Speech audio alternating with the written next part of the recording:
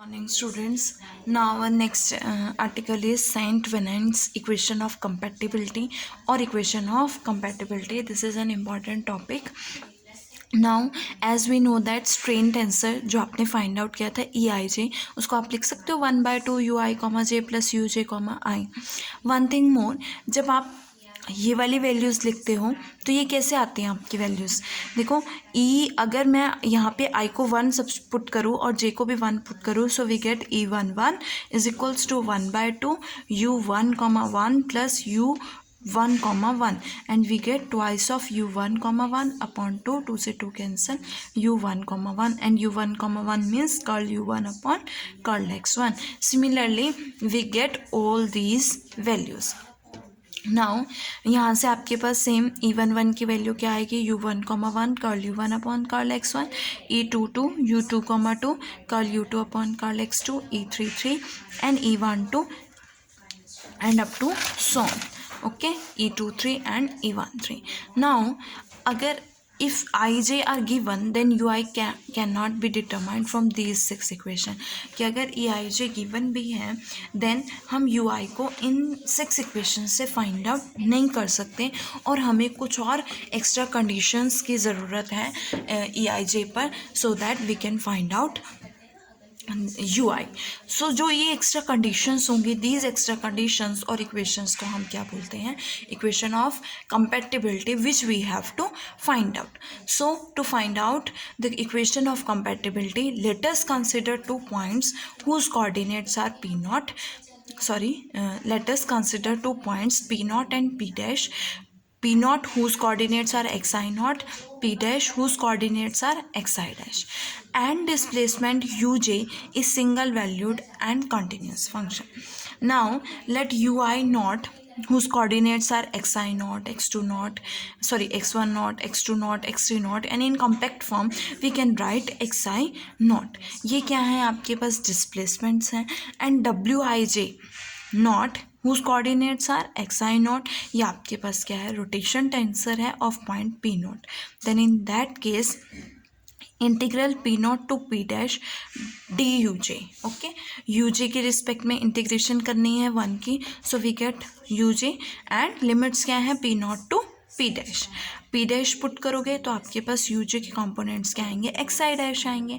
p0 put करोगे तो यूजे not के कंपोनेंट्स क्या आएंगे, xi नॉट आएंगे. यहाँ से देखो आपके पास क्या वैल्यू बनेगी, यूजे xi की वैल्यू, अगर आप इसे लेफ्ट हैंड साइड में लेके जाओगे तो आपके पास यूजे xi डैश की value is equals to U J not xi not plus integral p0 to p dash D U J होगी. And U J is a function of x1 x2 x3. So D U J आप क्या लिख सकते हो, D U J के curl U J upon curl X K D X K इस तरह से राइट कर सकते हो, because D U J upon D X K is equals to curl U J upon curl X K. And D U J is equals to, इसको क्या लिख सकते हो, U J comma in comma notation U J comma K. Addends 2 से multiply 2 से divide, and and subtract U के comma J, we get E J K and W J K D X K. Now E J K is equals to U J comma k plus you के comma J upon 2 and wjk is equals to uj comma k minus uk comma j upon 2. now equation 2.29, अगर आप 2.29 equation में duj की value substitute करोगे तो आपके पास क्या आ जाएगा, ej प्लस wjk dx के सेपरेट करोगे integrals, we get this value. now substitute dxk is equal to dxk minus xk dash. so we have to substitute dxk is equal to xk minus xk dash, because xk dash जो है वो क्या है आपके पास, second and point के लिए constant है, इसलिए हम dxk minus xk dash को dxk लिख सकते हैं. सो इसमें आपने सब्सटीट्यूट किया dxk minus xk dash. अब देखो यहाँ से अगर मैं इस इंटीग्रल की वैल्यूज सब फाइंड आउट करूँ, so we have to integrate this.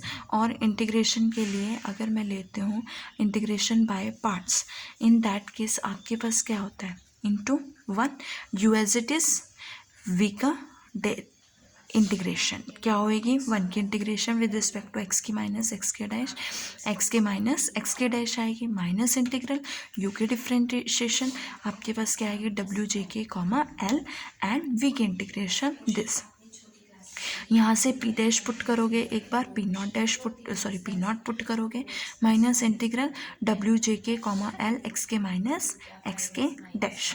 यहाँ से देखो पी डैश आपने पुट किया तो आपके पास क्या है, एक्स के dash, again P dash put करना है तो एक्स के प्लेस पे आपको पुट करना है ना, तो एक्स के प्लेस पे क्या आएगा, एक्स के डैश, तो एक्स के डैश माइनस एक्स के dash 0 and W J k naught x k not minus x के डैश होगा। और यहाँ से नेगेटिव साइन बाहर लोगे तो आपके पास क्या आएगा, डब्ल्यू जे के नॉट एक्स के dash minus x k naught plus integral p naught to p dash x के dash minus x k, again negative sign बाहर, डब्ल्यू जे के कॉमा एल डी एक्स है। अब ये वैल्यू आपने किस में पुट करनी है, इस 2.30 इक्वेशन में सब्सटीट्यूट करनी है, तो आपके पास ये इक्वेशन आएगी। Okay 2.31।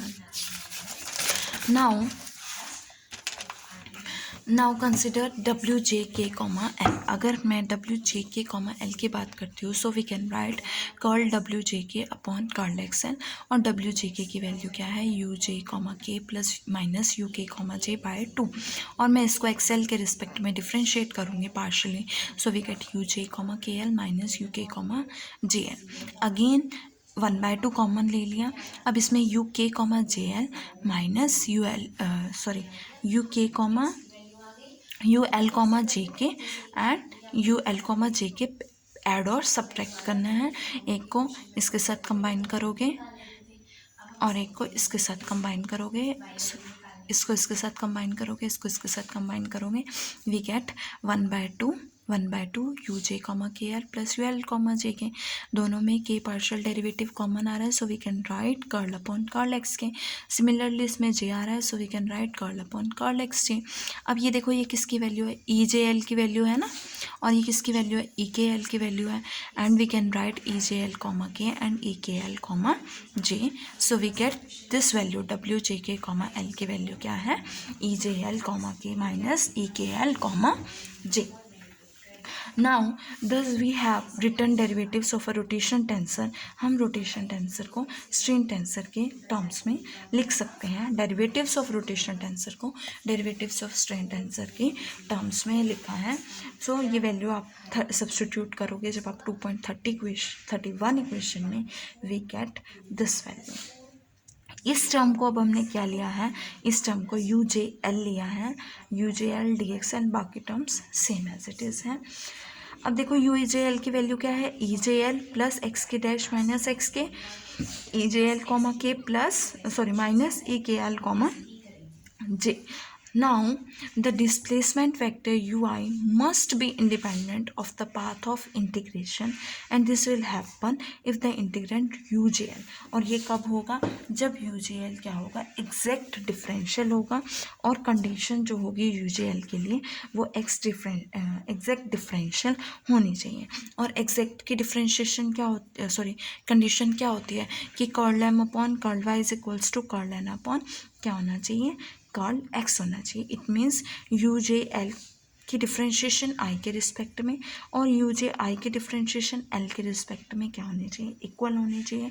So we differentiate this with respect to i and this with respect to l. यहाँ से आपके पास क्या आएगा, u J L comma I minus u j I comma l is equals to 0। इसकी वैल्यू सब्सटीट्यूट करोगे comma i, इसकी value substitute करोगे कॉमा एल। यहाँ से u J L comma i आएगा, यहाँ से आपके पास यू इंटू वी से करोगे, U as it is we का derivative plus V as it is U का derivative. Okay, similarly minus E J I comma L, U as it is we का derivative plus V as it is U का derivative. देखो यहाँ से क्या बनेगा, E J L comma आई minus E J आई comma L plus X के dash minus x K common लोगे दोनों टर्म से, आपके पास ये टर्म आएगी। एंड लास्ट में आपके पास क्या है, देखो एक्सएल के रिस्पेक्ट में करोगे, एक्स के डैश को आप एक्सएल के रिस्पेक्ट में करोगे पार्शियल डेरिवेटिव तो 0 हो जाएगा, और ये क्या आएगा, एक्स के कॉमा एल, और इस केस में एक्स के कॉमा आई। सो ये वैल्यू सब्सटीट्यूट की। जब आप इसे ओपन करके सॉल्व करोगे, देखो एक्स के कॉमा आई को आप डेल के आई लिख सकते हो और एक्स के कॉमा एल को डेल के एल लिख सकते हो। देन आप इस टर्म में आई को के पुट कर सकते हो और इसको एल को के पुट कर सकते हो। ओके, आफ्टर सब्सटीट्यूटिंग ओपन करोगे टर्म्स को तो आपके पास कुछ टर्म्स क्या हो जाएंगी, कैंसल। आपके पास ये टर्म बचेगी। अब एक्स के डैश माइनस एक्स के क्या है, आर्बिट्रेरी है। सो ये तो ज़ीरो हो नहीं सकता, तो क्या पॉसिबल है कि ये ज़ीरो होगा। So we get this is equals to zero. अब आपके पास यहाँ पे थ्री आपके पास कितने इक्वेशंस बनेंगी, आपके पास एक जे, सपोज जे है, जे की कितनी वैल्यूज़ है, 1 2 3, 3 वैल्यूज़ है। और कितने सफिक्सेस हैं आपके पास, 4 सफिक्सेस हैं, I J K L. So we get 3 raise to power 4 equation, that is equals to 81 equations. और लेकिन कुछ इक्वेशंस इसमें क्या होंगे, आइडेंटिकली सेटिस्फाइड होंगी, मीन्स सेम होंगी, एंड कुछ रिपीटिशंस होंगी due to symmetry in the indices I J और के एल के कारण। सो इस 81 इक्वेशंस में से जो आपके पास डिफरेंट इक्वेशंस होंगी वो कितनी होंगी, सिर्फ 6 इक्वेशंस होंगी। और इन्हीं 6 इक्वेशंस को हम क्या कहते हैं, कंपैटिबिलिटी इक्वेशंस कहते हैं, जिसे हम ऐसे राइट करेंगे। फर्स्ट के केस में I X J X K Y L Z substitute किया, आपके पास फर्स्ट कंपैटिबिलिटी इक्वेशन आई। सेकेंड आई को वाई, जे को वाई, के को जेड एंड एल को एक्स, इसी तरह से सेकेंड। ऐसे same in the same way third fourth fifth and six we get the 6 conditions of compatibility. Okay, now ये टॉपिक तो आपका यहीं ख़त्म होता है। आपके पास एक डेफिनेशन है फाइनाइट डिफॉर्मेशन की। देखो फाइनाइट डिफॉर्मेशन क्या है कि the deformation in which displacements u together with their derivatives are no longer small. ठीक है, इनफाइनाइट साइमल डिफॉर्मेशन में क्या होता है, आपके पास डिस्प्लेसमेंट और उनके डेरिवेटिव्स स्मॉल होते हैं और वो निगलेक्ट हो जाते हैं। लेकिन फाइनाइट डिफॉर्मेशन में डिस्प्लेसमेंट्स और उनके derivatives small, no longer small होंगे, तो उसे हम क्या कहेंगे, फाइनाइट डिफॉर्मेशन कहेंगे।